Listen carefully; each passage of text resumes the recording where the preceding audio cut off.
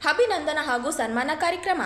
ಕರ್ನಾಟಕ ಮಡಿವಾಳ ಮಾಚಿದೇವ ಅಭಿವೃದ್ಧಿ ನಿಗಮರಿ ಬೆಂಗಳೂರು ನೂತನ ಅಧ್ಯಕ್ಷರು ಆಯ್ಕೆಯಾಗಿ ರಾಯಚೂರು ನಗರಕ್ಕೆ ಪ್ರಪ್ರಥಮವಾಗಿ ಆಗಮಿಸುತ್ತಿರುವ ಸಿ ನಂಜಪ್ಪ ಇವರಿಗೆ ದಿನಾಂಕ 12/11/2025 ಬೆಳಗ್ಗೆ 11:30ಕ್ಕೆ ಸ್ಥಳ ಜಿಲ್ಲಾ ಮಡಿವಾಳ ಮಾಚಿದೇವ ಸಮುದಾಯ ಭವನ, ಕಾಸ್ಬಾವಿ ಹತ್ತಿರ, ರಾಯಚೂರು.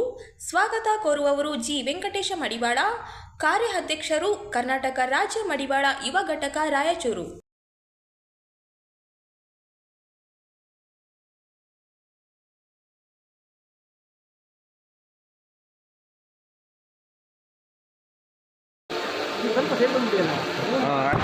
ಕರ್ನಾಟಕ ರಾಜ್ಯ ಸರ್ಕಾರಿ ನೌಕರರ ಸಂಘ ಬೆಂಗಳೂರು ಹಾಗೂ ರಾಯಚೂರು ಜಿಲ್ಲಾ ಘಟಕ ವತಿಯಿಂದ ಕ್ರಿಯಾಶೀಲ ರಾಜ್ಯ ಅಧ್ಯಕ್ಷರಾದ ಸಿ.ಎಸ್. ಷಡಕ್ಷರಿ ಅವರಿಗೆ ಅಭಿನಂದನಾ ಸಮಾರಂಭ ಅಭಿನಂದನೆ ಸಲ್ಲಿಸಲಾಯಿತು. ನಗರದ ಕೃಷಿ ವಿಜ್ಞಾನಗಳ ವಿಶ್ವವಿದ್ಯಾಲಯದ ಜಗಜ್ಯೋತಿ ಬಸವೇಶ್ವರ ಪ್ರೇಕ್ಷಗೃಹದಲ್ಲಿ ಹಮ್ಮಿಕೊಳ್ಳಲಾಗಿದ್ದ ಎಂದು ಜಿಲ್ಲಾ ಅಧ್ಯಕ್ಷ ಕೃಷ್ಣ ಶಾವಂತಗೇರಿ ಅಧ್ಯಕ್ಷತೆಯಲ್ಲಿ ಸಂಘದ ವಾರ್ಷಿಕ ಸಾಮಾನ್ಯ ಸಭೆ ಮಾಡಲಾಯಿತು. ಈ ಬೆಲೆ ಸಭೆಯಲ್ಲಿ ಮಾತನಾಡಿದ ಷಡಕ್ಷರಿ ಅವರು, ನಾನು ರಾಯಚೂರಿಗೆ ಹಲವು ಬಾರಿ ಬರಬೇಕು ಅಂತ ಇತ್ತು, ಆದರೆ ಆಗಿರಲಿಲ್ಲ. ಇಂದು ಬಂದೆ. ನಾನು ಇಂದು ಬರಲಿಲ್ಲ ಅಂದಿದ್ದರೆ ನಾನು ಏನೋ ಮಿಸ್ ಮಾಡಿಕೊಳ್ಳುತ್ತಿದ್ದೆ ಅನ್ನೋದು ನನಗೆ ಈಗ ಗೊತ್ತಾಗಿದೆ. ಹಿಂದೆ ರಾಯಚೂರಿನಲ್ಲಿ ನಮ್ಮ ಸಂಘಟನೆ ಅಷ್ಟು ಶಕ್ತಿಶಾಲಿಯಾಗಿಲ್ಲ ಎಂಬ ಮಾತುಗಳು ಇತ್ತು. ಆದರೆ ಕೃಷ್ಣ ಅವರು ಅಧ್ಯಕ್ಷರಾದ ಮೇಲೆ ಇಲ್ಲಿ ಸಾಕಷ್ಟು ಉತ್ತಮ ರೀತಿಯಲ್ಲಿ ಕೆಲಸ ಮಾಡಿದ್ದಾರೆ ಎಂದು ಕೋವಿಡ್ ಅಂತ ಸಂದರ್ಭದಲ್ಲಿ ಅತ್ಯಂತ ಸೇವೆಗೆ ಕೈ ಎತ್ತಿದ್ದಾರೆ ಅಂತೇಳಿ ಭಾವಿಸಿ ಸರ್ಕಾರಿ ನೌಕರರಿಂದ ಏನಂದ್ರೆ ಕೋವಿಡ್ಗೆ ಅಂದ್ರೆ ಬರೀ ಸಂಬಳವನ್ನು ತೆಗೆದುಕೊಂಡವರು ಅಷ್ಟೇ ಅಲ್ಲ, ಸರ್ಕಾರಿ ನೌಕರರಂದ್ರೆ ಸೇವೆಯನ್ನು ಮಾಡೋದ್ರ ಜೊತೆಗೆ ನಮಗೆ ತೋರಿಸಿಕೊಟ್ಟಿದ್ದಾರೆ.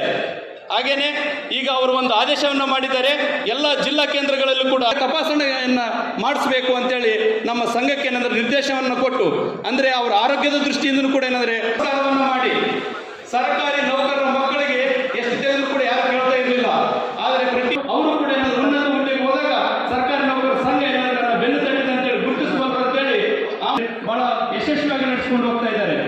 ಇಷ್ಟೆಲ್ಲ ಮಹತ್ವದ ಕಾರ್ಯಗಳನ್ನು ಮಾಡಿರ್ತಕ್ಕಂಥ ಸಿ.ಎಸ್. ಷಡಕ್ಷರಿ ಅವರಿಗೆ ನಾವೆಲ್ಲರೂ ಕೂಡ ನಮ್ಮ ಜಿಲ್ಲಾ ಸಂಘ, ಕರ್ನಾಟಕ ರಾಜ್ಯ ಸರ್ಕಾರಿ ನೌಕರ ಸಂಘದ ಜಿಲ್ಲಾ ಸಂಘ ಯಶಸ್ವಿಯಾಗಿ ಈ ಕೆಲಸವನ್ನ ನಿಭಾಯಿಸ್ತಾ ಇದೆ. ಅಂದ್ರೆ ನಮ್ಮದು ಏನಾದರೂ ಸಾಧನೆ ಮುಗಿದಿದ್ದೇನಾ ಅಂತೇಳಿ ಏನಾದರೂ ಪ್ರಶ್ನೆಗಳು ಕೇಳಿದ್ರೆ ಸಿ.ಎಸ್. ಷಡಕ್ಷರಿ ಸರ್ ತಮ್ಮ ಮಾತಿನಲ್ಲಿ ಹೇಳ್ತಾರೆ, ನಾವು ಕೇಳಿ ಅವುಗಳನ್ನು ಕೂಡ ನಡೆಸಿಕೊಡ್ಬೇಕು. ನಮ್ಮ ಎಲ್ಲ ರಾಜ್ಯ ಸರ್ಕಾರಿ ನೌಕರರ ಬಹಳ ಏನಾದ್ರು ಬಹುದಿನದ ಬೇಡಿಕೆ NPS ಹೋಗಲಾಡಿಸಿ OPS ಅನ್ನು ಜಾರಿಗೊಳಿಸತಕ್ಕಂಥದ್ದು, ಅದನ್ನು ಕೂಡ ಏನಾದ್ರು ಅವರು ಬಹಳ ಯಶಸ್ವಿಯಾಗಿ ರಾಜ್ಯ ಮಾಡಿ ಆಮೇಲೆ ಅಧ್ಯಯನವನ್ನು ಏನಾದ್ರೆ ತರಿಸಿಕೊಂಡು ರಿಪೋರ್ಟ್ ಕೂಡ ಸರ್ಕಾರಕ್ಕೆ ಸಬ್ಮಿಟ್ ಆಗುವಂತ ಹಂತದಲ್ಲಿದೆ. ಅಲ್ಲಿಂದ ಕೊಡಿಸಬೇಕು ಅಂತೇಳಿ ಬಹಳ ಯಶಸ್ವಿಯಾಗಿ ಕೆಲಸವನ್ನು ಮಾಡ್ತಾ ಇದ್ದಾರೆ. ಅಂತ ಒಂದು ನಮ್ಮ ಹೆಮ್ಮೆಯ ರಾಜ್ಯಾಧ್ಯಕ್ಷರಿಗೆ ಮತ್ತೊಮ್ಮೆ ನಮ್ಮ ಜಿಲ್ಲಾ ಪರವಾಗಿ ನಮ್ಮ ಜಿಲ್ಲೆಯ ಮುತ್ತು ರತ್ನಗಳು 60 ಜನಕ್ಕಿಂತ ಹೆಚ್ಚು ಏನಂದ್ರೆ ಸಾಧಕರಿಗೆ ತಮ್ಮ ಅಮೃತಾಸ್ತ್ರದಿಂದ ಮತ್ತು ನಮ್ಮ ಶಾಸಕ ಕೃಷ್ಣ ಅವರು ನಾನು ರಾಜ್ಯದ ಅಧ್ಯಕ್ಷರಾದಾಗಲಿಂದ ಕರೀತಾ ಇದ್ದೇನೆ, ಸರ್ ರಾಯಚೂರಿಗೆ ಬರಬೇಕು ಸರ್ ಅಂದರೆ. ಈ ರಾಯಚೂರಿಗೆ ಬರ್ಲಿಕ್ಕೆ ನನಗೆ ಸ್ವಲ್ಪ ಅಲರ್ಜಿ ಕೂಡ ಇತ್ತು. ಅಲರ್ಜಿ ಯಾಕಿತ್ತು ಅಂದರೆ ಸ್ವಲ್ಪ ರಾಯಚೂರು ಸ್ವಲ್ಪ ಹೆಂಗಿಂಗೋ ಇರುತ್ತೆ ಒಂದ್ಸಲ, ಹೆಂಗಿಂಗೋ ಇರೋದು ಗೊತ್ತಿಲ್ಲ. ನೀವು ತುಂಬ ಒಳ್ಳೆಯದು, ನಾನು ನಿಮ್ಮ ಬಗ್ಗೆ ಮಾತಾಡೋದಿಲ್ಲ. ಇಲ್ಲಿ ಸ್ವಲ್ಪ ತುಂಬ 2013 ಕೂಡ ನಾನು ಜಿಲ್ಲಾಧ್ಯಕ್ಷರಾಗಿದ್ದಾಗಲಿಂದಲೂ ಕೂಡ ನೋಡ್ತಾ ಇದ್ದೇನೆ, ಸಂಘಟನೆ ಅಂದುಕೊಂಡಷ್ಟರ ಮಟ್ಟಿಗೆ ನಿರೀಕ್ಷಿತ ಮಟ್ಟದಲ್ಲಿ ಪ್ರಗತಿದಾಯಕ ಬೆಳವಣಿಗೆಯನ್ನು ಹೊಂದಿಲ್ಲ ಅನ್ನುವಂಥ ಅಪನಂಬಿಕೆ ನನಗೆ ಅವತ್ತಿನಿಂದ ಕೂಡ ಇತ್ತು. ಆದರೆ ನಮ್ಮ ಕೃಷ್ಣರವರು ಸಾಕಷ್ಟು ಬಾರಿ ಮನೆಗೆ ಬಂದರು, ಆಫೀಸಿಗೆ ಬಂದರು, ಅಧ್ಯಕ್ಷರೇ ನೀವು ಬರಲೇಬೇಕು, ರಾಯಚೂರಿನಲ್ಲಿ ಒಳ್ಳೆ ಸಂಘಟನೆ ಇದೆ, ನಿಮ್ಮ ಅಭಿಮಾನಿಗಳಿದ್ದಾರೆ, ಒಂದೊಳ್ಳೆ ಕಾರ್ಯಕ್ರಮ ಮಾಡ್ತೀವಿ ಅಂತ ಹೇಳಿದರು. ಅವ್ರು ಮಾತಾಡ್ತಾ ಹೇಳಿದ್ರು, 2ನೇ ಬಾರಿಗೆ ಅಧ್ಯಕ್ಷರಾದ್ಮೇಲೆ ಇದೇ ಮೊದಲ ಬಾರಿಗೆ ಅಂತ ಹೇಳಿ.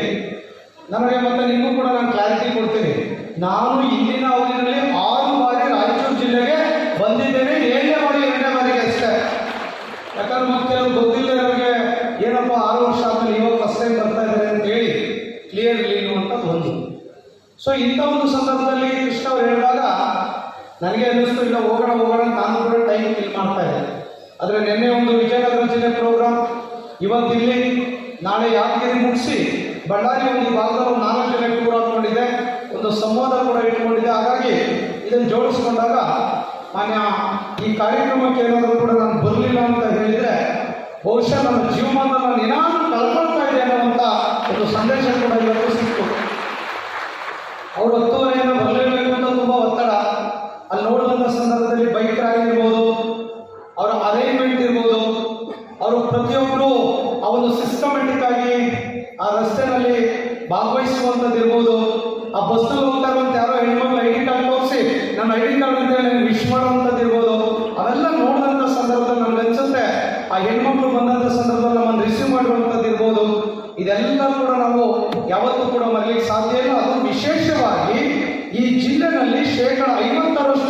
ಮಹಿಳಾ ನೌಕರು ಭಾಗವಹಿಸಿದ್ರಲ್ಲ, ನಾನು ನಿಮಗೆ ದೊಡ್ಡ ಧನ್ಯವಾದಗಳನ್ನು ಸಲ್ಲಿಸ್ತೇನೆ. ಹಾಡು ಕೇಳಿದ್ರೆ ಈ ಕಡೆ ನಾವು ಏನು ನಮ್ಮ ಸಂವಿಧಾನ ಕಾಪಾಡೋದು, ನ್ಯಾಯಾಂಗ, ಶಾಸಕಾಂಗ ಮತ್ತು ಕಾರ್ಯಾಂಗ ಅಂತ ಏನು ಹೇಳ್ತಾ ಇದ್ದೀವಿ, ಭಾಳ ಗಂಭೀರ ಅಂತ ಹೇಳಿ ನಾನು ಭಾವಿಸ್ತೀನಿ, ಯಾವತ್ತೂ ಭಾವಿಸ್ತೀನಿ ಅದನ್ನು. ಯಾಕಂದರೆ ಇವತ್ತು ಶಾಸಕರು ತಾವು ಮಾಡಿದಂಥ ಕಾರ್ಯಾದೇಶಕ್ಕೆ ಶಾಸಕರೂ ಹೊಣೆ ಇಲ್ಲ, ಈ ಕಡೆ ನ್ಯಾಯಾಂಗದಲ್ಲಿನೂ ಪ್ರಶ್ನೆ ಮಾಡಬಹುದು. ಎರಡೂ ಕಡೆಯಿಂದ ಅತಿ ಒತ್ತಡದಲ್ಲಿರುವಂಥ ಅಂಗ ಯಾವುದಾದ್ರಿದ್ರೆ ಅದು ಕಾರ್ಯಾಂಗ ಅಂತ ಹೇಳಲಿಕ್ಕೆ ಬಯಸ್ತೇನೆ ನಾನು. ಇವತ್ತು ನಿಮ್ಮ ಒತ್ತಡ ಬಹುಶಃ ಪ್ರತಿದಿನ ಬೆಳಗ್ಗೆ ಹೋಗ್ಬೇಕಾದ್ರೆ ಒಂದು ಪರೀಕ್ಷೆಗೆ ಹೋದಂಥ ಸಿದ್ಧತೆ ತಾವು ಮಾಡ್ಕೋಬೇಕಂತ ಹೇಳಿ ನನಗೆ ಅನಿಸ್ತದೆ ಅವತ್ತು. ಯಾಕಂದರೆ ಇವತ್ತು RTI ಬಂದ ಮೇಲೆ ಬಹುಶಃ ಎಲ್ಲರನ್ನೂ ಪ್ರಶ್ನೆ ಮಾಡ್ಬೋದು, ನ್ಯಾಯಾಂಗನೂ ಪ್ರಶ್ನೆ ಮಾಡ್ಬೋದು, ಶಾಸಕಾಂಗನೂ ಪ್ರಶ್ನೆ ಮಾಡ್ಬೋದು. ಆದರೆ ಅತಿ ಹೆಚ್ಚು ಪ್ರಶ್ನೆ ಮಾಡುವಂಥದ್ದು ಯಾರಿಗಾದಿದ್ರೆ ಅದು ಕಾರ್ಯಾಂಗಕ್ಕೆ ಅಂತೇಳಿ ನಾನು ಭಾವಿಸ್ತೀನಿ. ಇವತ್ತು ನಾನು ಇನ್ನೂ ಭಾಳ ಮಾತಾಡಬೇಕಂತಿದ್ದೆ, ನಿಮ್ಗೆ ಏನಾದರೂ ಕಷ್ಟಗಳು ನಿಮ್ಮ ಜೊತೆ ಹಂಚ್ಕೋಬೇಕಂತಿದ್ದೆ. ಆದರೆ ಇವತ್ತು ರಾಷ್ಟ್ರ ರಾಜಧಾನಿಯಲ್ಲಾದಂಥ ಅವಘಡ, ಅಪಘಾತ ಮತ್ತು ನನ್ನ ಜೊತೆ ಇರುವಂಥ ಡ್ರೈವರ್ ಅಕಾಲಿಕ ಮರಣ ಹೊಂದಿದ್ದಕ್ಕೆ ನಾನು ಬೇಗನೆ ಅಲ್ಲಿಗೆ ಹೋಗ್ಬೇಕಾಗಿದೆ. ಹಾಗಾಗಿ ನಾನು ಷಡಕ್ಷರಿ ಅವ್ರನ್ನ ಕೇಳಿದೆ, ನಾನು ಬೇಗ ಹೋಗ್ಬೇಕಪ್ಪ, ಯಾಕೆಂದರೆ ಅವರು ಬಹುಶಃ 1:15ಕ್ಕೆ ನಮ್ಮ ಮುಸಲ್ಮಾನ್ ಬಾಂಧವರಾಗೋದ್ರಿಂದ 1:15ಕ್ಕೆ ಅವರು ಫ್ಯೂನರಲ್ಗೆ ಹೋಗ್ತಾರೆ. ಹಾಗಾಗಿ ಬೇಗ ನಾನು ಅಲ್ಲಿ ತಲುಪಬೇಕಾಗಿದೆ. ಪೋಸ್ಟ್ಮಾರ್ಟಮ್ ಮುಗಿಯೋದು ಲೇಟ್ ಆಯಿತು. ಹಾಗಾಗಿ ನಾನು ಕೇಳಿಕೊಂಡು ಬೇಗ ಹೋಗುವಂಥ ಕಾರ್ಯಸಿದ್ಧತೆಯಲ್ಲಿ ನಾನಿದ್ದೇನೆ. ನಿಮ್ಮ ಜೊತೆ ನಾನು ಬಹುಶಃ 12-13 ವರ್ಷ ಶಾಸಕನಾದಮೇಲೆ ಒಂದು ಇತಿಹಾಸ ಇಲ್ಲ, ಯಾರನ್ನ ಸಸ್ಪೆಂಡ್ ಮಾಡಿದ ಇತಿಹಾಸ ಆಗಲಿ, ಯಾರಿಗೇನ ಸಸ್ಪೆಂಡ್ ಮಾಡಿ ಎನ್ಕ್ವೈರಿ ಮಾಡಿದಂಥ ಇತಿಹಾಸ ನನ್ನಲ್ಲಿಲ್ಲ. ನಾನು ಕೊಟ್ಟಿಲ್ಲ, ಕೊಡ್ಲಿಕ್ಕೆ ಹೋಗೋದಿಲ್ಲ. ಯಾರಿಗಾದ್ರೂ ಏನಾದರೂ ಸಿಟ್ಟಿತ್ತದು, ನೋಡಪ್ಪ ಈ ರೀತಿ ಮಾಡಬಾರ್ದು, ಇನ್ನೊಂದು ಸರಿ ಮಾಡಿದರೆ ಕಷ್ಟ ಆಗ್ತದೆ ನೋಡು ಅಂತ ಹೇಳ್ತೀನಿ. ಯಾಕಂದರೆ ನಿಮಗೆ ಆ ಕಡೆ ಸರ್ಕಾರದ ಜನಪ್ರತಿನಿಧಿಗಳ ಒತ್ತಡವೂ ಇರ್ತದೆ. ಈಗ ನಮ್ಮಂಥವ್ರು ಅಪೋಸಿಷನಲ್ಲಿ ಶಾಸಕರ ಆಯ್ಕೆ ಮಾಡಿರ್ತೀರಿ, ಅವ್ರದ್ದು ಒತ್ತಡ ನಿಮ್ಮ ಮೇಲೆ ಇರ್ತದೆ. ಈ ಕಡೆ ಸಾರ್ವಜನಿಕರ ಒತ್ತಡನೂ ಇರ್ತದೆ, ಈ ಕಡೆ ನಮ್ಮ RTI ಅದನ್ನು ಒತ್ತಡ ಇರ್ತದೆ. ಯಾರು ಮಾತು ಕೇಳಬೇಕು ನಿಮಗೆ ಗೊತ್ತಾಗೋದಿಲ್ಲ. ಮಾಡಿಲ್ಲ ಅಂದರೆ ಅವರು ಸಿಟ್ಟಾಗ್ತಾರೆ, ಮಾಡಿದರೆ ನಾವು ಸಿಟ್ಟಾಗ್ತೀವಿ. ನಡುವೆ ನ್ಯಾಯಸಮ್ಮತವಾದಂಥ ನಿರ್ಧಾರ ಆಗಲಿಲ್ಲ ಅಂದರೆ ಅವರು ಸಿಟ್ಟಾಗ್ತಾರೆ ಹೋರಾಟಗಾರ. ಹಾಗಾಗಿ ಎಲ್ಲರನ್ನು ಮೆಚ್ಚಿಸುವಂಥ ಕಾರ್ಯದಲ್ಲಿ ನೀವು ಸದಾ ಬದ್ಧರಾಗಿರ್ತೀರಿ. ನಿಮಗೆ ಯಾವುದೇ ರೀತಿ ತೊಂದರೆ ಆಗದಂತೆ ನನ್ನ 13 ವರ್ಷದ ಆಡಳಿತದ ಅವಧಿಯಲ್ಲಿ ನಾನು ಕಾಪಾಡಿಕೊಂಡು ಬಂದಿದ್ದೀನಿ. ಮುಂದೆ ಆದರೂ ನಿಮ್ಮೆಲ್ಲ ಕಷ್ಟ ಸುಖಗಳಲ್ಲಿ ಇರುವಂಥ ಜವಾಬ್ದಾರಿ ನಂದು. ನಿಮ್ಗೆ ಏನೇ ಕಷ್ಟ ಬರಲಿ, ಇವತ್ತು ನಾನು ಟೀಚರ್ರ ಅವಸ್ಥೆ ನೋಡ್ತೇನೆ, ಒಬ್ಬ ಶಾಲಾ ಪ್ರಾಥಮಿಕ ಶಾಲೆಯ ಶಿಕ್ಷಕರ ಅವಸ್ಥೆ ನಾನು ನೋಡ್ತೇನೆ. ಆದರೆ ನಾನು ಇವತ್ತಿನವರೆಗೂ ಯಾವ ಪ್ರಾಥಮಿಕ ಶಿಕ್ಷಕರ ವಿರುದ್ಧ ಯಾರಾದರೂ ದೂರು ಕೊಡ್ಲಿಕ್ಕೆ ಬಂದರೆ ನಾನು ಸುಮ್ಮನೆ ಕೇಳ್ಕೊಂಡು ಸುಮ್ಮನೆ ಇರ್ತೇನಾಗಲಿ, ಯಾವುದು ನಾನು DOಗಾಗಲಿ DDPಗಾಗಲಿ ಅವ್ರು ಮುಗಿಸೋಕ್ಕೆ ಹೋಗಲಿಲ್ಲ ನಾನು. ಯಾಕಂದರೆ ಇವತ್ತು ನೀವು ಶಿಕ್ಷಣ ಕಲಿಸ್ಬೇಕು, ಮಕ್ಕಳಿಗೆ ಹೊಡಿಬಾರ್ದು, ಮಕ್ಕಳು ಪಾಸ್ ಆಗಬೇಕು. ಅವ್ರು ಹುಷಾರಿಲ್ಲಪ್ಪ, ನೀವು ಹುಷಾರಾಗಲಿ ಅಂತೂ ತಾವು ಹೇಳಂಗಿಲ್ಲ. ಹುಷಾರಾಗಲಿ ಅಂತ ತಾವು ಏನನ್ನು ಹೇಳಿ ಅವ್ರು ಹೋಗಿ ಹತ್ತು ಮನೆಗೆ ತಂದೆ ತಾಯಿಗಳಿಗೆ ಹೇಳಿದ್ರೆ TV ಹಿಡ್ಕೊಂಡು ಬಂದೇ ಬಿಡ್ತಾರೆ ತಂದೆ ತಾಯಿಗಳು. ಯಾವ ಪರಿಸ್ಥಿತಿ ಟೀಚರ್ಗಳಿದೆ ಅಂದರೆ ನಿಮ್ಮನ್ನು ಎಲ್ಲ ಬೇರೆ ವ್ಯವಸ್ಥೆಯಲ್ಲಿ ಷಡಕ್ಷರಿಗಳು, ಇವು ಟೀಚರ್ಸಿಗೆ ಯಾವುದೇ ಕಾರ್ಯ ಒತ್ತಡ ಇರಬಾರ್ದು, ಇನ್ಕ್ಲೂಡಿಂಗ್ ಅಡುಗೆ ಮಾಡೋದು ಇರಬಾರ್ದು, ಸೆನ್ಸಸ್ ಇರಬಾರ್ದು. ಇದ್ರ ವಿರುದ್ಧ ನಾನಿದ್ದೀನಿ, ಟೀಚರ್ಸ್ ಪರವಾಗಿ ನಾನಿದ್ದೀನಿ. ಅವ್ರಿಗೆ ಈಗ ಅಡುಗೆ ಮಾಡೋದು ಹಚ್ಚಿದ ಮೇಲಂತೂ ಅವ್ರ ಪಾಡು ಹೇಳೋಕ್ಕಾಗಿಲ್ಲ. ಅವ್ರು ತಮ್ಮ ವೆನಿಟಿ ಬ್ಯಾಗ್ ತಗೊಂಡು ಶಾಲೆ ಹೋಗ್ಲಾರಂಥ ಪರಿಸ್ಥಿತಿ ಇದೆ. ಅವರು ವೆನಿಟಿ ಬ್ಯಾಗ್ ತೋರಿಸಿರೋ ಮಟ್ಟಕ್ಕೆ ಇವತ್ತು ಹಳ್ಳಿಗಳಲ್ಲಿ ನಿರ್ಮಾಣ ಆಗಿದೆ, ವ್ಯವಸ್ಥೆಗಳು ನಿರ್ಮಾಣ ಆಗಿದ್ದಾವೆ. ನಾವು ಅದಕ್ಕೆ ಕಾರಣೀಕರ್ತರು, ನೀವು ಕಾರಣೀಕರ್ತರು, ಎಲ್ಲರೂ.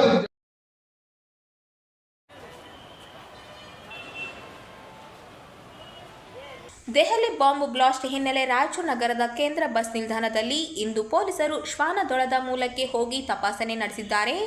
ರಾಯಚೂರು ಜಿಲ್ಲೆಯಲ್ಲಿ ಪೊಲೀಸರು ಅಲರ್ಟ್ ಆಗಿದ್ದು ಸೂಕ್ಷ್ಮ ಪ್ರದೇಶಗಳಲ್ಲಿ ತೀವ್ರ ತಪಾಸಣೆ ಆರಂಭಿಸಿದ್ದಾರೆ. ರಾಯಚೂರು ಜಿಲ್ಲಾ ಪೊಲೀಸ್ ಇಲಾಖೆಯಿಂದ ತಪಾಸಣೆ ಕಾರ್ಯ ಮಾಡಿದ್ದಾರೆ.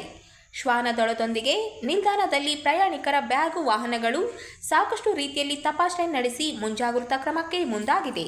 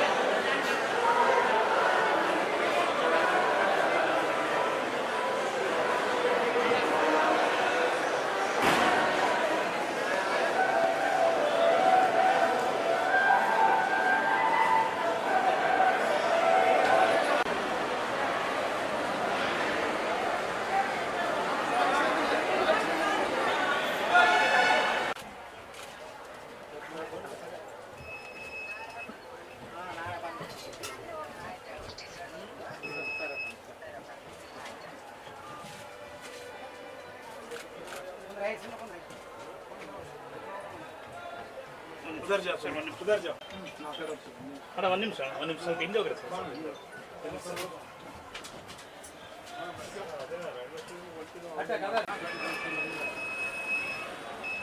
ಒಂದು ನಿಮಿಷ ಸರ್.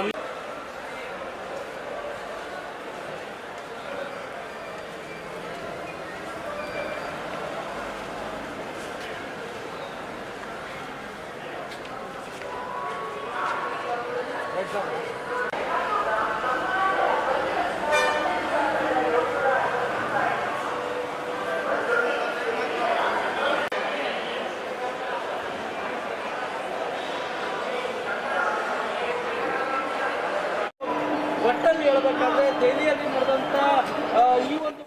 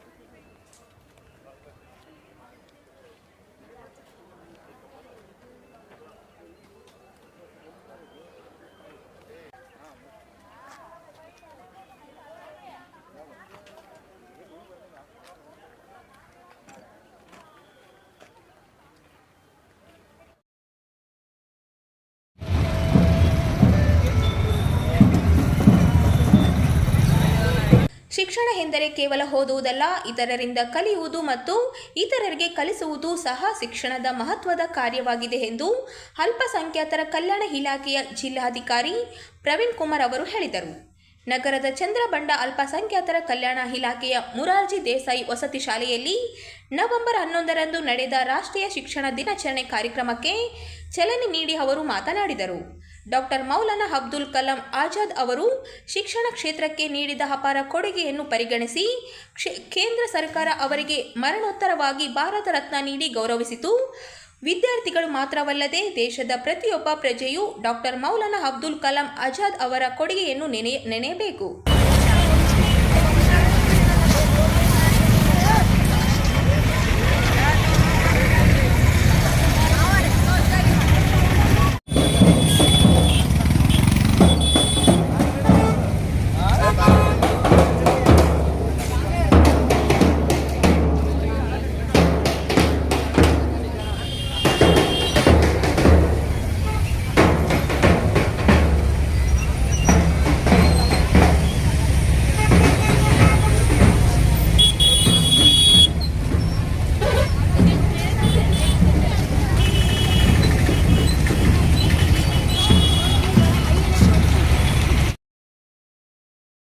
ಸರ್ ಹಿಡ್ಕೊಳ್ಳಿ ಸರ್. ರಾಯಚೂರು ನಗರಕ್ಕೆ ಆಗಮಿಸಿದ ರಾಜ್ಯ ಸರ್ಕಾರಿ ನೌಕರರ ಸಂಘದ ರಾಜ್ಯ ಅಧ್ಯಕ್ಷ ಷಡಾಕ್ಷರಿ ಅವರಿಗೆ ಜಿಲ್ಲೆಯ ಮುಖಂಡರುಗಳು ಕಲ್ಯಾಣ ಕರ್ನಾಟಕ ಭಾಗದಲ್ಲಿ ಮತ್ತು ರಾಯಚೂರು ಜಿಲ್ಲೆಯಲ್ಲಿ ಸಾಕಷ್ಟು ಸಮಸ್ಯೆಗಳು ಕಾಡುತ್ತಿವೆ, ಅಲ್ಲದೆ ಈ ಸಮಸ್ಯೆಗಳ ಬಗ್ಗೆ ಮುಖ್ಯಮಂತ್ರಿಗಳ ಜೊತೆ ಮಾತನಾಡುವಂತೆ ಮನವಿ ಪತ್ರ ಸಲ್ಲಿಸಿದರು. ಪ್ರಸ್ತುತ ಹೊಸದಾಗಿ ಶಿಕ್ಷಕರಾಗಿ ಸರ್ಕಾರಿ ನೌಕರರಾಗುವಂತಹ ಎಲ್ಲ ಸಿಬ್ಬಂದಿಗಳಿಗೆ ಹೊಸ 10N ಸ್ಕೀಮ್ ಅನ್ನು ಅಳವಡಿಸಿದ್ದು, ಇದನ್ನು ತೆಗೆದುಹಾಕಿ ಹಳೆ ಪೆನ್ಷನ್ ಸ್ಕೀಮ್ ಅಳವಡಿಸಬೇಕು ಎಂಬ ಬೇಡಿಕೆ ಸೇರಿ ಹಲವು ಬೇಡಿಕೆಗಳನ್ನು ರಾಜ್ಯ ಅಧ್ಯಕ್ಷರಿಗೆ ಸಲ್ಲಿಸಿದರು. ಸುಮಾರು 4 ದಶಕಗಳ ಹಳೆಯದಾಗಿದೆ. ಅದನ್ನು ಭವ್ಯವಾಗಿಯೂ ಸುವ್ಯವಸ್ಥಿತವಾಗಿಯೂ ಸುಸಜ್ಜಿತವಾಗಿ ಸಕಲ ಸೌಕರ್ಯಗಳನ್ನು ಒಳಗೊಂಡ ಭವ್ಯವಾದ ಹೊಸ ಕಟ್ಟಡಕ್ಕೆ ಬೇಕಾಗುವ ಅನುದಾನವನ್ನು ನೀಡಬೇಕಾಗಿ ತಮ್ಮಲ್ಲಿ ಕೋರುತ್ತೇವೆ. ಪ್ರಾಥಮಿಕ ಶಿಕ್ಷಣದ ಬೇಡಿಕೆಗಳು ಶಿಕ್ಷಕರಿಗೆ ಕಳೆದ 5 ವರ್ಷಗಳಿಂದ ಪದೋನ್ನತಿ ಇಲ್ಲದೆ ಇರುವುದು ಆ್ಯಂಡ್ ಎಲ್ಲ ಇಲಾಖೆಗಳದ್ದು ಒಂದು ಸಾಮಾನ್ಯ ಬೇಡಿಕೆ ಏನಂತಂದರೆ ಹೊಸ ಪೆನ್ಷನ್ ಸಿಸ್ಟಮ್ ಅನ್ನು ರದ್ದು ಮಾಡಿ ಹಳೆಯ ಪೆನ್ಷನ್ ಸಿಸ್ಟಮ್ ಅನ್ನು ಆದಷ್ಟು ಬೇಗನೆ ಜಾರಿಗೊಳಿಸಬೇಕಾಗಿ ಕೋರುವುದು. ಆರೋಗ್ಯ ಮತ್ತು ಕುಟುಂಬ ಕಲ್ಯಾಣ ಸೇವೆಗಳ ಇಲಾಖೆಗೂ ಸಿಬ್ಬಂದಿ ಒಂದು ವಿಶಿಷ್ಟ ಸಮಸ್ಯೆ ಏನಂತಂದರೆ HRMS ನಲ್ಲಿ ಅವರು ಮಾಹಿತಿ ಇಲ್ಲ. HRMS ನಲ್ಲಿ ಅವರು ಮಾಹಿತಿ ಸಲ್ಲಿಸಬೇಕು ಅಂತಂದ್ರೆ ನೀವು ವೈದ್ಯ ಇಲಾಖೆದವರಿದ್ದೀರಿ, ಇದಕ್ಕೆ ಸ್ಟೇಟ್ನಾಗ ಬರೋದಿಲ್ಲ ಅಂತ ಹೇಳಿ ಅವ್ರದ್ದು ಮಾಹಿತಿ ಇರುವುದಿಲ್ಲ. ಇದರಿಂದಾಗಿ ಅವರಿಗೆ ಸೇವಾ ಮುಂಬಡ್ತಿ ಮತ್ತು ಸೇವಾ ಹೆಲ್ತ್ ಸೌಲಭ್ಯಗಳು ಸಿಗ್ತಾ ಇಲ್ಲ ಸರ್. ಅವ್ರದ್ದು ಮೂಲಭೂತ ಯಾಕಂದ್ರೆ ವೀರವನಿತೆ ಒನಕೆ ಓಬವ್ವನ ಸಮಯ ಪ್ರಜ್ಞೆ, ಧೈರ್ಯ ಮತ್ತು ಸಾಹಸಗಳು ಹೆಣ್ಣು ಮಕ್ಕಳಿಗೆ ಸ್ಫೂರ್ತಿದಾಯಕವಾಗಿದೆ ಎಂದು ಜಿಲ್ಲಾಧಿಕಾರಿಗಳಾದ ನಿತೀಶ್ ಕೆ ಅವರು ಹೇಳಿದರು. ನಗರದ ಪಂಡಿತ್ ಸಿದ್ದರಾಮ ಜಂಬಲ್ದಿನಿ ರಂಗಮಂದಿರದಲ್ಲಿ ಜಿಲ್ಲಾ ಆಡಳಿತ, ಜಿಲ್ಲಾ ಪಂಚಾಯತ್, ರಾಯಚೂರು ಮಹಾನಗರ ಪಾಲಿಕೆ ಹಾಗೂ ಕನ್ನಡ ಮತ್ತು ಸಂಸ್ಕೃತಿ ಇಲಾಖೆಯ ಸಂಯುಕ್ತಾಶ್ರಯದಲ್ಲಿ ನವೆಂಬರ್ 11ರಂದು ನಡೆದ ವೀರರಾಣಿ ಒನಕೆ ಓಬವ್ವನ ಜಯಂತಿ ಕಾರ್ಯಕ್ರಮಕ್ಕೆ ಚಾಲನೆ ನೀಡಿ ಅವರು ಮಾತನಾಡಿದರು. ಎದುರಾಳಿ ಸೈನಿಕರು ಕೋಟೆಯನ್ನು ಮುತ್ತಿದಾಗ ಮನೆಯಲ್ಲಿನ ಒನಕೆಯನ್ನೇ ಆಯುಧವಾಗಿ ಬಳಸಿ 100 ಸೈನಿಕರ ರುಂಡಗಳನ್ನು ಚೆಂಡಾಡಿ ಕೋಟೆಯನ್ನು ರಕ್ಷಿಸಿ ವೀರನಾರಿ ಎನ್ನುವ ಬಿರುದು ಪಡೆದುಕೊಂಡರು.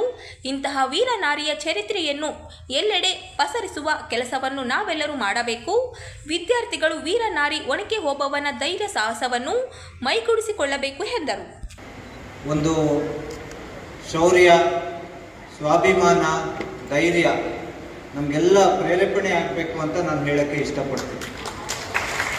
ಯಾಕಂದರೆ ಬೇರೆ ನಮ್ಮ ರಾಜ್ಯದ ಬೇರೆ ವೀರ ವನಿತೆಯರಿರ್ಬೋದು, ಕಿತ್ತೂರು ರಾಣಿ ಚೆನ್ನಮ್ಮ ಇರ್ಬೋದು, ಬೇರೆಯವರು ಇರ್ಬೋದು, ಯಾರಿಗೂ ಕಮ್ಮಿ ಇಲ್ಲ. ಸೊ ಅವ್ರದ್ದೇ ಆದ ಒಂದು ಛಾಪನ್ನು ನಮ್ಮ ರಾಜ್ಯದ ಇತಿಹಾಸದಲ್ಲಿ ಅವರು ಮೂಡಿಸಿದ್ದಾರೆ ಅಂತಲೂ ನಾನು ಹೇಳೋಕ್ಕೆ ಇಷ್ಟಪಡ್ತೀನಿ. ಜೊತೆಗೆ ನಮ್ಮ ಜಿಲ್ಲೆ, ಪರ್ಟಿಕ್ಯುಲರ್ಲಿ ರಾಯಚೂರು ಜಿಲ್ಲೆಯಲ್ಲಿ, ಅದರಲ್ಲೂ ಮಹಿಳೆಯರು, ವಿದ್ಯಾರ್ಥಿನಿಯರು ಒನಕೆ ಓಬವ್ವ ಅವರ ಧೈರ್ಯ ಸಾಹಸನ ನಾವು ದಿನನಿತ್ಯ ಜೀವನದಲ್ಲಿ ನಾವು ಅಳವಡಿಸ್ಕೋಬೇಕಾಗುತ್ತೆ. ನಾನು ಇದು ಯಾಕೆ ಹೇಳ್ತೀನಿ ಅಂದರೆ, ತಮಗೆ ಸಾಕಷ್ಟು ಸವಾಲುಗಳು ಜೀವನದಲ್ಲಿ ಎದುರು ಬರ್ಬೋದು. ನೀವು ಬೇರೆ ಒಂದು ಮುಂದುವರೆದ ಜಿಲ್ಲೆ ಉಡುಪಿ ಮಂಗಳೂರಿಗಿಂತ ನಮ್ಮಂಥ ಒಂದು ಸ್ವಲ್ಪ ಇನ್ನೂ ಉಡುಪಿ, ಮಂಗಳೂರು, ಮೈಸೂರು, ಬೆಳಗಾಂಕ್ಕಿಂತ ನಾವಿನ್ನೂ ಅಭಿವೃದ್ಧಿಯಲ್ಲಿ ಹಿಂದಿದ್ದೀವಿ. ಸೊ ನಮ್ಮಂಥ ಜಿಲ್ಲೆಯಲ್ಲಿ ಮಹಿಳೆಯರು, ವಿದ್ಯಾರ್ಥಿನಿಗಳಿಗೆ ಸಮಸ್ಯೆಗಳು ಜಾಸ್ತಿ ಅಲ್ಲಿಗಿಂತ. ನಾವು ಮುಂದೆ ಹೋದಾಗನೂ ಮನೆಯಲ್ಲಿ ತುಂಬ ಟೈಮ್ ಹೇಳ್ತಾರೆ, ಸಾಕು ಇಷ್ಟೇ ಓದೋದು ಸಾಕು, ಮದುವೆ ಮಾಡಿಬಿಡ್ತೀವಿ ಅಂತ. ಅದಾದಮೇಲೆ ಮದುವೆ ಆದಮೇಲೂ ಸಾಕಷ್ಟು ಮನೆಯಲ್ಲಿ ಶೋಷಣೆ ಇರ್ಬೋದು, ಅದೂ ಒಂದು ಸ್ವಲ್ಪ ಇಲ್ಲಿ ಯಾವುದೇ ಒಂದು ಹಿಂದುಳಿದ ಪ್ರದೇಶದಲ್ಲಿ ಜಾಸ್ತಿ ಇರುತ್ತೆ. ಸೊ ನಾವು ಅದಕ್ಕೆ ಅದನ್ನ ಹಿಮ್ಮೆಟ್ಟಬೇಕಾಗುತ್ತೆ ಅಂತಲೂ ನಾನು ಹೇಳ್ತೀನಿ. ನಮ್ಮ ಜಿಲ್ಲೆಯಲ್ಲಿ ಪರ್ಟಿಕ್ಯುಲರ್ಲಿ ಮಹಿಳೆಯರಲ್ಲಿ, ವಿದ್ಯಾರ್ಥಿನಿಯರಲ್ಲಿ 2-3 ಸವಾಲುಗಳು. ಒಂದು, ರಕ್ತಹೀನತೆ ಜಾಸ್ತಿ ಇದೆ, ಅನೇಮಿಯಾ ಅಂತಾರೆ, ರಕ್ತಹೀನತೆ ಜಾಸ್ತಿ ಇರುತ್ತೆ. ಆಮೇಲೆ ಅಪೌಷ್ಟಿಕತೆಯೂ ಜಾಸ್ತಿ ಇದೆ. ಆಮೇಲೆ ಜಾಸ್ತಿ ಮುಂದೆ ಓದೋಕ್ಕೆ ಹೋಗಲ್ಲ ವಿದ್ಯಾರ್ಥಿನಿಯರು. 8ನೇ ಕ್ಲಾಸು 7ನೇ ಕ್ಲಾಸ್ಗೆ ಡ್ರಾಪ್ ಔಟು ಜಾಸ್ತಿ ಆಗಿರುತ್ತೆ. ಸೊ ಇದು 3 ನಿವಾರಿಸೋಕ್ಕೆ ನಾವು ಜಿಲ್ಲಾಡಳಿತದಿಂದ, ಹೆಲ್ತ್ ಡಿಪಾರ್ಟ್ಮೆಂಟಿಂದ ಈಗ ಕಾರ್ಯಕ್ರಮನ ರೂಪಿಸಿದ್ವಿ. ಬಟ್ ಅದಕ್ಕೆ ಪ್ರಮುಖವಾಗಿ ಸಮಾಜದಿಂದ, ಸಮುದಾಯದಿಂದ, ಆಮೇಲೆ ಮಹಿಳೆಯರಿಂದ, ವಿದ್ಯಾರ್ಥಿನಿಯರಿಂದ ನಮಗೆ ಸಹಕಾರ ಅವಶ್ಯಕತೆ ಇರುತ್ತೆ. ಸೊ ನೀವು ಒಂದು ಮೋಟಿವೇಶನಿಂದ ಒನಕ್ಕೆ ಹೋಗುವ ಥರ, ಸೊ ನೀವು ಹೈದರಾಲಿ ಸೈನ್ಯ ನೀವು ಇಲ್ಲದೆ ಇರ್ಬೋದು, ಬಟ್ ದಿನನಿತ್ಯ ನಿಮ್ಗೇನು ಸವಾಲು ಬರುತ್ತೆ ಅದನ್ನ ನೀವು ಎದುರಿಸಿದ್ರೆ ಒನಕ್ಕೆ ಓಬವ್ವ ಮಾಡಿದ ತ್ಯಾಗಕ್ಕೆ ಒಂದು ಬೆಲೆ ಕೊಟ್ಟಂಗೆ ಆಗುತ್ತೆ ಅಂತ ನಾನು ಹೇಳೋಕ್ಕೆ ಇಷ್ಟಪಡ್ತೀನಿ. ಅದೇ ರೀತಿ ವಿದ್ಯಾರ್ಥಿನಿಯರು ಮುಖ್ಯವಾಗಿ ಎಜುಕೇಷನ್ನ ತುಂಬ ಸೀರಿಯಸ್ ಆಗಿ ತಗೋಬೇಕು. ತಾವು ಚೆನ್ನಾಗಿ ಓದಿದರೆ, ತಾವು ಮುಂದೆ ಓದಿದರೆ ಒಳ್ಳೆ ಕೆಲಸ ನಿಮಗೆ ಸಿಗುತ್ತೆ, ನೀವು ಸ್ವಾವಲಂಬಿ ಆಗೋಕ್ಕೆ ನಿಮಗೆ ಸಹಕಾರಿಯಾಗಿರುತ್ತೆ. ಆಮೇಲೆ ನೀವು ಸಮಾಜದಲ್ಲಿ ಒಂದು ದೊಡ್ಡ ಪೊಸಿಷನ್ಗೆ ನೀವು ಹೋಗ್ಬೋದು. ನೀವು ಆ ಕ್ಷಣದಲ್ಲಿ ತೆಗೆದುಕೊಂಡಂಥ ನಿರ್ಧಾರ ಅಂತಂದರೆ ಇವತ್ತು ಒನಕೆ ಓಬವ್ವ ಎಲ್ಲರಿಗೂ ಮನಸ್ಸಲ್ಲಿ ಉಳಿಲಿಕ್ಕೆ ಕಾರಣ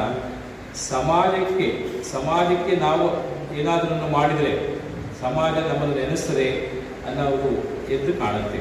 ಇವಾಗ ಇವರು ಏನು ಒನಕೆ ಓಬವ್ವ ಕಿಂಡಿಯಲ್ಲಿ ಏನು ಶತ್ರುಗಳು ಬಂದರು, ಆ ಶತ್ರುಗಳು ಬಂದಾಗ ಅದನ್ನು ಒಬ್ಬ ಮಹಿಳೆ, ಏಕೈಕ ಮಹಿಳೆ ಅಲ್ಲಿ ಹೋಗಿ ಇಮ್ಮಿಡಿಯೇಟಾಗಿ ಏನು ಸಿಗದೇ ಇದ್ದಾಗ ಒನಕೆಯನ್ನು ತಂದು ಅವರಿಗೆ ಹೊಡೆದಾಡಿ, ಆಮೇಲೆ ಅದೆಲ್ಲವನ್ನು ನೋಡಿದಂತಹ ಇನ್ನೊಬ್ಬರು ಅದೇ ಸೈನಿಕರು ಅದನ್ನೆಲ್ಲ ಏನು ಆಗ್ತಾ ಇರುತ್ತೆ ನೋಡ್ತಾ ಇರಲಿಕ್ಕೆ ಇರ್ತಲ್ಲ, ಅವರಿಂದ ಅವರು ಅಲ್ಲಿನೇ ಅವರು ಅಂದರೆ ಸೈನಿಕರು ಅಟ್ಯಾಕ್ ಮಾಡಿದಾಗ ಅವರನ್ನು ಸಾಯ್ತಾರೆ. ಅವರು ಏನಾದರೂ ಇಲ್ಲಿ ನಮ್ಮ ಬೇರೆಯವರು ಹಾಗೆ ನಮ್ಗೆ ಯಾಕೆ ಬೇಕು ಅಂತ ಹೇಳಿದರೆ, ನಮ್ಗೆ ಯಾಕೆ ಬೇಕು ಅಂತ ಹೇಳಿ ಇವರು ಮರೆಯಲ್ಲಿ ಹೋಗಿ ಕುಂತಿದ್ರೆ ಯಾರು ಇವತ್ತು ನೆನೆಸಲಿಕ್ಕೆ ಸಾಧ್ಯ ಇರಲಿಲ್ಲ. ಕೇವಲ ಅಲ್ಲಿ ನಡೆದಂಥ ಒಂದು ಹೆಚ್ಚು ಅಂತಂದರೆ ಒಂದು 20 ನಿಮಿಷ ಅಥವಾ 30 ನಿಮಿಷ ಇರಬಹುದು. ಆದರೆ ಆ ಘಟನೆ ಏನಿದೆ ಅಂದರೆ ಬೇರೆಯವರಿಗೋಸ್ಕರ, ಸಮಾಜಕ್ಕೋಸ್ಕರ ನಡೆದಂತಹ ಘಟನೆ. ಹಾಗಾಗಿ ಅವರು ಚಿರಸ್ಥಾಯಿದ್ದಾರೆ. ಯಾರು ಸಮಾಜಕ್ಕೆ ಏನಾದರೂ ಕೊಡುಗೆಯನ್ನು ಕೊಡ್ತಾರೋ ಅವರನ್ನು ಯಾವತ್ತೂ ಸಮಾಜ ನೆನೆಸ್ತದೆ. ಹಾಗಾಗಿ ಏನು ವಿದ್ಯಾರ್ಥಿಗಳಿದ್ದರೆ ತಾವು ತಮ್ಮ ಸಾಧನೆಯನ್ನು ಮಾಡಬೇಕು ಅಂತಂದಾಗ ಒನಕೆ ಓಬವ್ವನನ್ನು ತಾವು ನೆನೆಸ್ಕೊಂಡು ಅವರ ಏನು ಅಂತಹ ಒಂದು ರಾಜ್ಯದಲ್ಲಿ ಒಂದು ಸೈನ್ಯದವರು ಬಂದಾಗ ಅವರ ವಿರುದ್ಧ ಯಾವುದೇ ಆಯುಧಗಳಿಲ್ಲದೆ ಹೋರಾಟವನ್ನು ಮಾಡಿ ವೀರಮರಣವನ್ನು ಒಪ್ಪಿದ್ದಾರೆ. ಹಾಗಾಗಿ ಅವರ ಒಂದು ಸ್ಫೂರ್ತಿ ಎಲ್ಲರಿಗೂ ಸಿಗಲಿ, ಮತ್ತು ಅದರಿಂದ ಎಲ್ಲ ಇದಾಗಿ ತನ್ನ ಜೀವನದಲ್ಲೂ ಸಹ ಒಂದು ಉತ್ತಮ ಅಳವಡಿಸ್ಕೊಂಡು ಎಲ್ಲರಿಗೂ ಒಳ್ಳೆಯದಾಗಲಿ ಅಂತ ಕೇಳ್ಕೊಳ್ತೀನಿ. ಮಂಗಳವಾರ ಬೆಳಗ್ಗೆ 11 ಗಂಟೆಗೆ ರಾಯಚೂರು ರೈಲ್ವೆ ನಿಲ್ದಾಣದಲ್ಲಿ ದೆಹಲಿ ಕೆಂಪುಕೋಟೆ ಬಳಿ ಕಾರ್ ಬ್ಲಾಸ್ಟ್ ಹಿನ್ನೆಲೆ ರಾಯಚೂರು ಜಿಲ್ಲೆಯಲ್ಲಿ ಪೊಲೀಸರು ಅಲರ್ಟ್ ಆಗಿದ್ದು ಸೂಕ್ಷ್ಮ ಪ್ರದೇಶಗಳಲ್ಲಿ ತೀವ್ರ ತಪಾಸಣೆ ಆರಂಭಿಸಿದ್ದಾರೆ. ನಗರದ ರೈಲ್ವೆ ನಿಲ್ದಾಣದಲ್ಲಿ ಆರ್ಪಿಎಫ್, ರೈಲ್ವೆ ಪೊಲೀಸ್ ಮತ್ತು ರಾಯಚೂರು ಜಿಲ್ಲಾ ಪೊಲೀಸ್ ಜಂಟಿಯಾಗಿ ತಪಾಸಣೆ ಕಾರ್ಯ ಮಾಡಿದ್ದಾರೆ. ಶ್ವಾನದಳದೊಂದಿಗೆ ರಾಯಚೂರು ರಗವೆ ನಿಲ್ದಾಣದಲ್ಲಿ ಪ್ರಯಾಣಿಕರ ಬ್ಯಾಗು, ಕಾರುಗಳು ಮತ್ತು ಪರ್ಸನಲ್ ರೂಮ್ನಲ್ಲೂ ಕೂಡ ಸಾಕಷ್ಟು ರೀತಿಯಲ್ಲಿ ತಪಾಸಣೆ ನಡೆಸಿ ಮುಂಜಾಗ್ರತಾ ಕ್ರಮಕ್ಕೆ ಮುಂದಾಗಿದೆ. ಎಲ್ಲ ಕಡೆ ತಪಾಸಣೆ ಮಾಡಲಾಯಿತು. ಈ ವೇಳೆ ಬರುವಂತಹ ಪ್ರಯಾಣಿಕರ ಲಗೇಜ್ಗಳನ್ನು ಕೂಡ ತಪಾಸಣೆ ಮಾಡಿ ರೈಲು ನಿಲ್ದಾಣದಲ್ಲಿ ನಿಂತಿದ್ದ ಕಾರ್ಗಳನ್ನು ಕೂಡ ತಪಾಸಣೆ ಮಾಡಲಾಯಿತು. ಏನಿಲ್ಲ ಸರ್.